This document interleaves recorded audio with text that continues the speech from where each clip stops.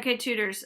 So I did a proof with Barrett this morning, where we were in separate rooms and we actually did FaceTime together, so that we could so he could have practice doing it online, and also so I could get a feel for what geography was going to be like.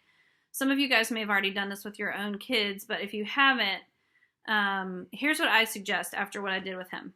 I suggest having three things handy. One is a trivium table. Have 2 or 3 trivium tables. You guys have those class sets, so I would recommend grabbing 3.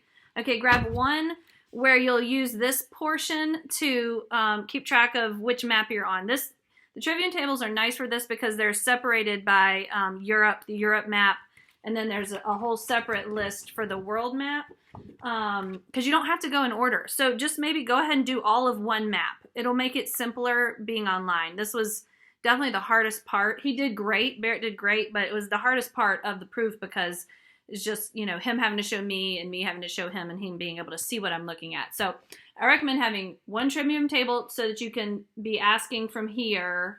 And then another trivium table where you can be looking at the colored map to know where places are.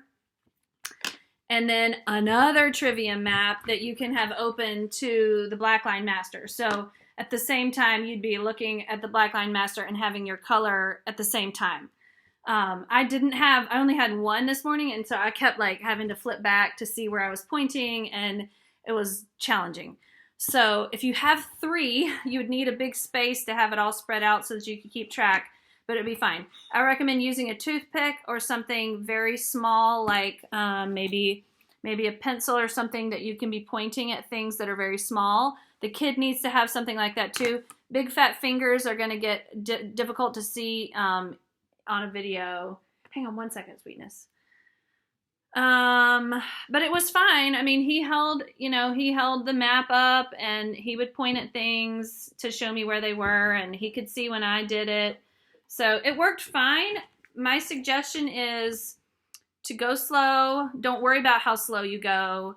And if they're pointing at what seems to be the wrong thing, just really clarify, where is it that you're pointing? Show me again. Because these kids probably know it. They definitely know it way better than we do. So give them the benefit of the doubt. Try your very best to see what they're pointing at and clarify. What else was I going to say? I don't know. To just have grace, and it's totally fine if it goes really, really slow. So that's all.